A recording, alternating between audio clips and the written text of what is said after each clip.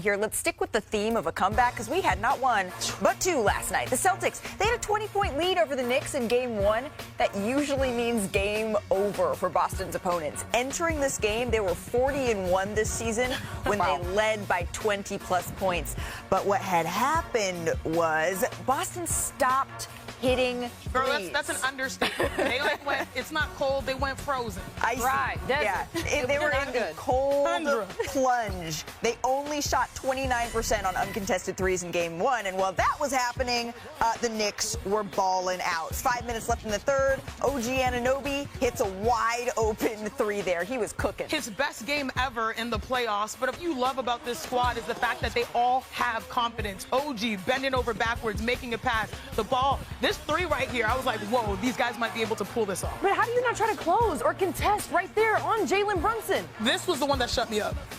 Boom. New York in front. Watch out now. Less than a minute later. I call it the Brunson Boogie, baby. The Brunson Boogie, and this was the Brunson burner on Al Horford. New York went on a 45-19 run to take the lead. Boston still struggling to shoot the ball. Brunson chipped in 16 points during that span. Here, though, is the puzzling play for me here. I'm so mad just watching because these are talented players with advantages. Here you have a post player, the paint wide open instead. Countless times I asked Boston fans, how do you feel? They're like, we're stressed, y'all, because they keep settling for threes when you have the advantage over the Robinsons, the Harts, the Brunsons. Instead, you're shooting threes on a night that you missed the most ever in NBA history. And having so many shooters around you is what opens up the paint for those driving opportunities. And so to overtime we go, or should I call it Mikal Bridges' time? Because he struggled a bit earlier in this game, not anymore. Hits that corner three. New York up by 6 there. Now you see him. Now you don't. Jalen Brown gets it on the wing, starts to drive, and he's fouled. But the foul's called on the floor. Right call, by the way. Absolutely. Before the gather. Let's take one more look. You can see. There's the foul, then there's the shot. Yeah. Exactly.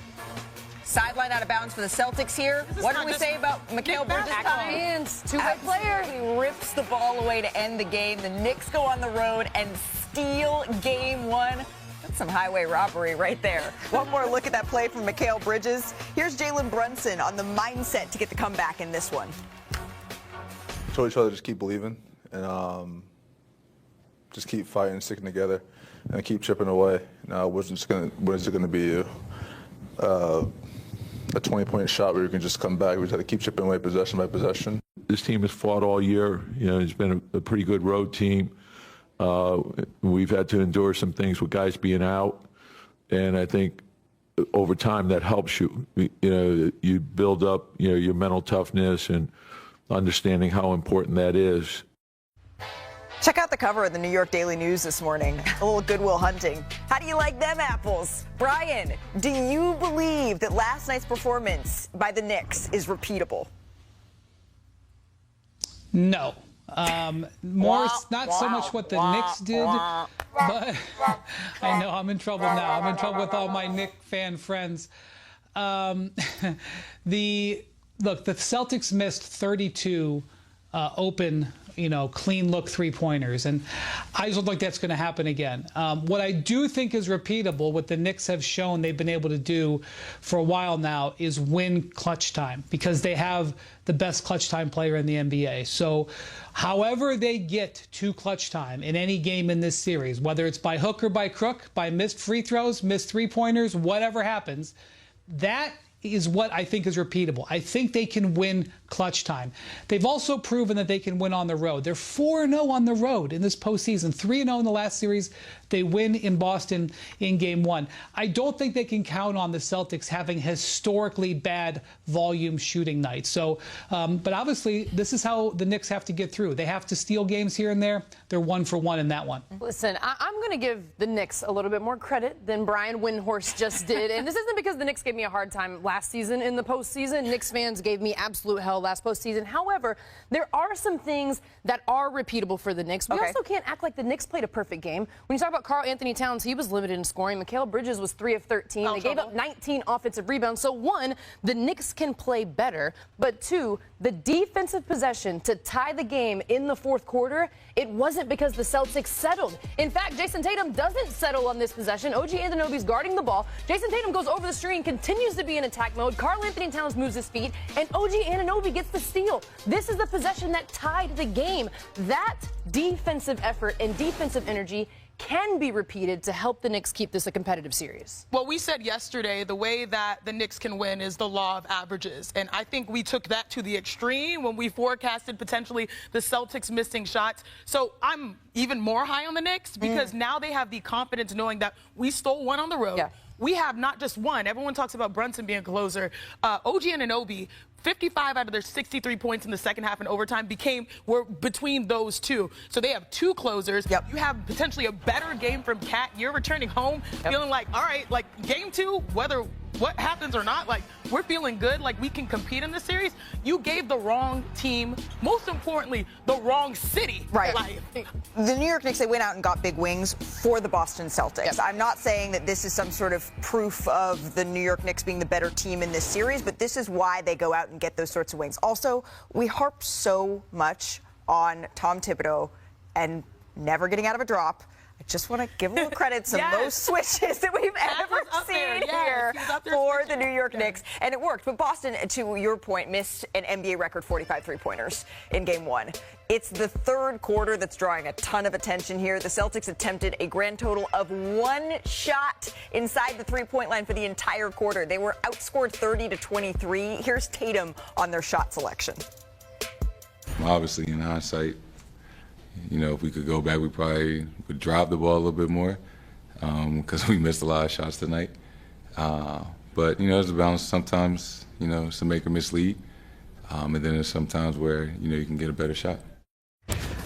Andrea, I hear you're bothered. I hear there's something about the Celtics that's bothering you. Well, yeah, because when you talk about it, there's a difference between the Celtics in a system or the Celtics settling. Are you playing within system or are you settling for those threes? And that is the biggest thing for me. And when Jason Tatum talks about being able to get a better shot, there were a couple of plays. I know they had some open threes, but there were a couple of plays where they could have went from a good shot to a great shot. And there's a big difference in that. it's not even just a couple of plays. You have the ball. You have the mismatch. You have Brunson in front of you. You got a foot on him. You have Hart in front of you. You have mismatches with the post, and you're still shooting those threes. Sometimes you wish you had a teammate, because if I were their teammate, I'd be like, y'all, attack, go inside. Look, I absolutely still believe the Boston Celtics are the team to beat. They are the favorite. They've been there. They've done that. They're deeper. People don't talk about Porzingis missing those crucial minutes as well. Yep. So if they're healthy, which they're hopefully trending to be, they still should be able to handle business. But you don't play with your food, especially at this point. Yes, it's a make or miss league, but you know what? The system that won you a championship, the league is different. The teams have reloaded. The strategies are more intense. This has been the most fun NBA playoffs we've watched, but also the most physical NBA playoffs. Yeah. Different factors are into the equation now that I think Coach Joe Mazzulla has to address. To be fair to Boston, Kristaps Porzingis, he did leave this game with an illness and he did not return. That was a big part of all of this. I've had so much fun in this postseason, and clearly Stephen A, I guess, is having a lot of fun watching us talk about this as well. He has some notes for us, I suppose. He says, wait a minute. I'm watching y'all right now, and I don't like the absence of enthusiasm, of glee about my Knicks. Is it you that's convincing us to calm down? Or is that Brian Windhorst? All right. I just hyped up the Knicks. Ladies and gentlemen, Knicks fans across the world, if you still think this New York Knicks team is just lucky to be here, think again. Game 1 wasn't just a win. It was a statement. It was a thunderous wake-up call to every analyst, every doubter, every Celtics fan who thought this series was going to be a sweep. Boston had a 20-point lead. 20. They were 41 this season when leading by 20 or more. That's not just dominant. That's supposed to be unbeatable. And then they met the one team that doesn't care about odds, about reputations, or about history. They met a Knicks squad that doesn't fold, doesn't panic, and absolutely doesn't go away quietly. Let's break this down. Boston was up big. Tatum and Brown were flexing early. The Garden was tense. ESPN's panel had basically written us off by halftime. Twitter was flooded with Celtics in 4 nonsense. But that third quarter, that's when it happened. That's when the Knicks said, we're not just in this series, we're taking it. OG Anunoby hit a wide-open 3 with 5 minutes left in the third, and from that moment on, it was all New York. This wasn't just a run. It was a 45-9 demolition. Brunson was in his bag. That Brunson boogie left Horford spinning. And Bridges, the man who had Knicks fans holding their breath, he shut it down in overtime. A corner three, a game-sealing steal. That's not luck, that's guts, that's defense, that's Knicks basketball. Let's also be real. Boston choked. They settled for threes. 32 of them were wide open, and they missed 29% of those shots. That's not bad luck. That's what happens when you get shook. That's what happens when New York brings the pressure. They had a paint mismatch all night and still insisted on launching from deep. That's not confidence, that's desperation. Now let's talk defense. You want to know what's repeatable? OG and Towns locking up in the fourth. Tatum trying to isolate and getting nothing. That defensive possession late in regulation where OG strips him clean. That was elite textbook team first effort. That was Tibbs finally putting faith in his system, and his guys responded. Let me say this again for the folks in the back. This Knicks team didn't just survive Game 1.